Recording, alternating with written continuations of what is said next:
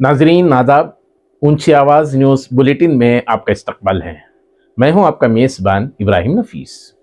चलिए देखते हैं आज की इंटरनेशनल, नेशनल, स्टेट और सिटी की ताज़ा तरीन खबरें। सबसे पहले देखते हैं इंटरनेशनल न्यूज़ तफसील से। सऊदी अरब के सऊदी सरहद से मुत्तसिल जुनूबी यमन के शहर अदन का एयरपोर्ट बंद कर दिया गया। ये एयरपोर्ट सदरन ट्रांजिशनल काउंसिल यानी STC के ज़ेर इंतज़ाम था। यमन के वजीर ट्रांसपोर्ट, जिनका ताल्लुक सऊदी हिमायत याफ्ता यमनी हुकूमत से है, और उन्होंने एयरपोर्ट बंद करने की हिदायत दी है। इस फैसले का मकसद मुत्तहिदा अरब इमारात, अबू धाबी और दुबई से आने वाली परवाज़ों को रोकना और यमन में बढ़ती अंदरूनी कशीदगी पर काबू पाना बताया जा रहा है। ईरान में महंगाई और डॉलर के मुकाबले रियाल की गिरती कदर के खिलाफ जारी अवामी मुजाहरे पुरतशद्दुद हो गए। मीडिया रिपोर्ट्स के मुताबिक मुजाहिरीन और सिक्योरिटी फोर्सेस के दरमियान झड़पों में कई अफराद हलाक हुए, जिनमें पासदाराने इनकलाब का एक अहलकार भी शामिल है, जबकि 10 से ज़ायद सिक्योरिटी अहलकार जख्मी हुए हैं। 7 अफराद को गिरफ्तार किया गया है, जिन पर गैर मुल्की मुखालिफ ग्रुपों से ताल्लुक का इल्ज़ाम है। ईरानी सदर ने अमन बरकरार रखने की अपील की है और हुकूमत ने मजदूर तंजीमों और ताजिरों से बातचीत का ऐलान किया है। याद रहे कि यहाँ $1 की कीमत तकरीबन 14 लाख रियाल तक पहुँच चुकी है और गुज़िश्ता 5 दहाइयों में पहली बार यहाँ खामिनाई हुकूमत के खिलाफ नारे सुनाई दे रहे हैं। मैक्सिको में जलजले ने खौफ व दहशत फैला दी। जलजले के वक्त मैक्सिको की सदर क्लाउडिया शैम्बाम नए साल की प्रेस ब्रीफिंग कर रही थी और शदीद झटकों की वजह से सदर और वहां मौजूद अफराद घर से बाहर निकल गए और जलजला थमने के बाद सदर दोबारा हाल में पहुंची। फिलहाल किसी बड़े नुकसान की इत्तला नहीं है। मीडिया रिपोर्ट्स के मुताबिक जलजले के वक्त जमीन को वाज़ेह तौर पर लरजते महसूस किया गया और मेट्रो सर्विस कुछ देर के लिए मुतासिर रही। सोशल मीडिया पर जलजले की मुताद्दिद वीडियोस वायरल हो रही हैं। अब देखते हैं नेशनल न्यूज़ तफसील से। महाराष्ट्र के जालना शहर में 15 जनवरी को होने वाले बल्दियाती इंतखाबात से कबल सियासी सरगर्मियां तेज हो गई हैं। महायुति इत्तेहाद में शामिल शिवसेना और NCP के अलावा BJP भी मुस्लिम वोटरों को अपनी तरफ मुतवज्जा करने के लिए मुस्लिम उम्मीदवार मैदान में उतार रही है। BJP ने अपनी साबिका रिवायत से हटते हुए 4 मुस्लिम उम्मीदवारों को टिकट दिए हैं। जालना म्यूनिसिपल कॉर्पोरेशन के 65 वार्ड्स में मुस्लिम वोटर्स 20% से 25% हैं और कई वार्ड्स में फैसलाकुन किरदार रखते हैं।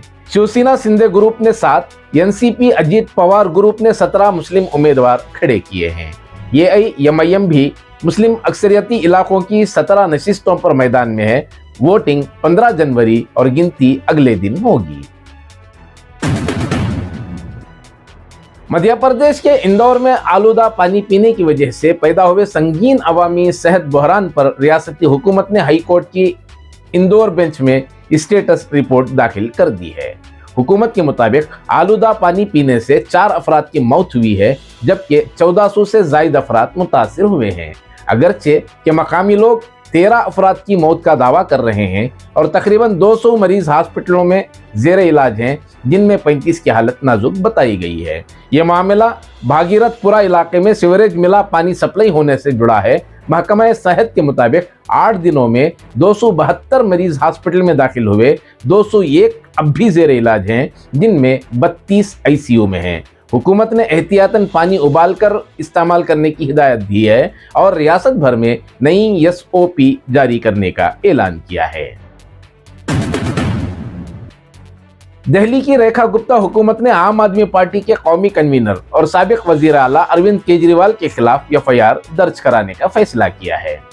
वजीर तालीम आशीष सूद के मुताबिक दिल्ली के तालीमी निज़ाम और असातिज़ा से मुताल्लिक मुबैना फेक न्यूज़ फैलाई जा रही है। हुकूमत ने सिविल लाइंस थाने में शिकायत दर्ज कराई है और ज़ीरो टॉलरेंस पॉलिसी अपनाने का ऐलान किया है।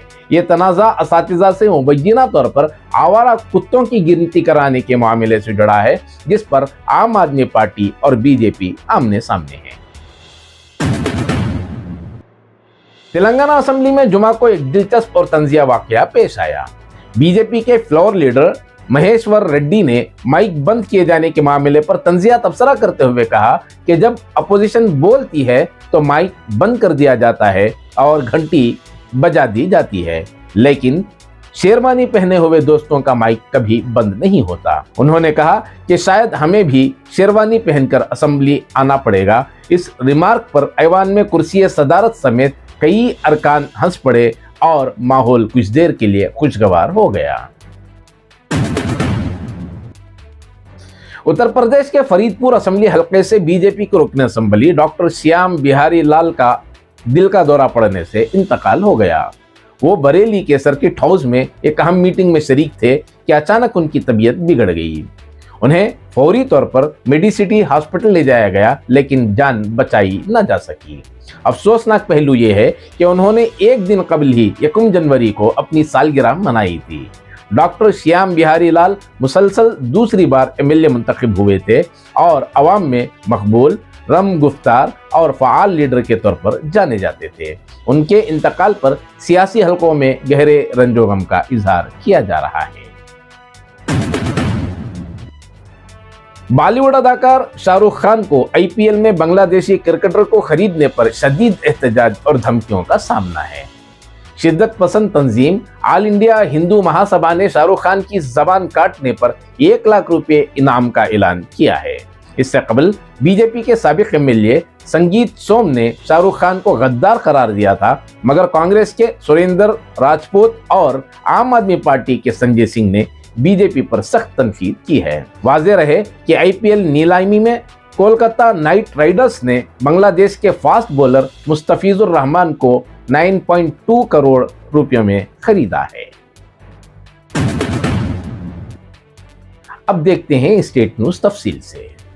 कर्नाटक के बल्लारी में एमएलए जनार्दन रेड्डी की रिहाईजगाह के करीब कांग्रेस कारकुन राजशेखर रेड्डी के कत्ल के मामले में वजीर आला सिद्धारामैया ने मुकम्मल तहकीकात का हुक्म दे दिया है। वजीर आला ने कहा कि वाज़ेह होना चाहिए कि जानलेवा गोली किसकी बंदूक से चली है। उन्होंने हिदायत दी कि ये जांच की जाए कि फायर बीजेपी कारकुन की बंदूक से हुआ या कांग्रेस कारकुन की। हुक्काम को कत्ल में इस्तेमाल होने वाली गोली और इसलिए के असल पर तफसीली रिपोर्ट पेश करने का भी हुक्म दिया गया है। हुकूमत का कहना है कि किसी को भी कानून से बालातर नहीं समझा जाएगा।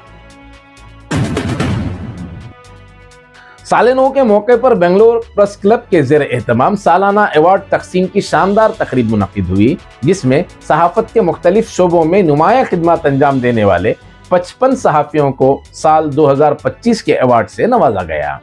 कन्नड़ा रोजनामा वार्ता भारती के senior reporter Amjad Khan M और स्वर्णा टाइम्स ऑफ कर्नाटक के सीनियर सहाफ़ी जकरिया केएम को खुसूसी तौर पर बेंगलोर प्रेस क्लब अवार्ड से सरफराज किया गया।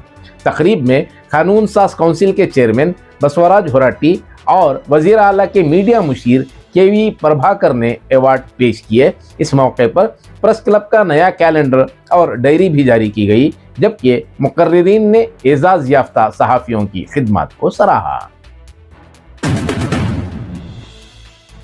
जामिया मिनहाजुल उलूम मक्का मस्जिद कावेरी नगर बनशंकरी के ज़ेर एहतमाम इतवार 4 जनवरी 2026 को एक अजीमुश्शान जलसा तहफ़्फ़ुज़ ख़त्म नबूवत और जलसा दस्तारबंदी मुनक़िद किया जाएगा।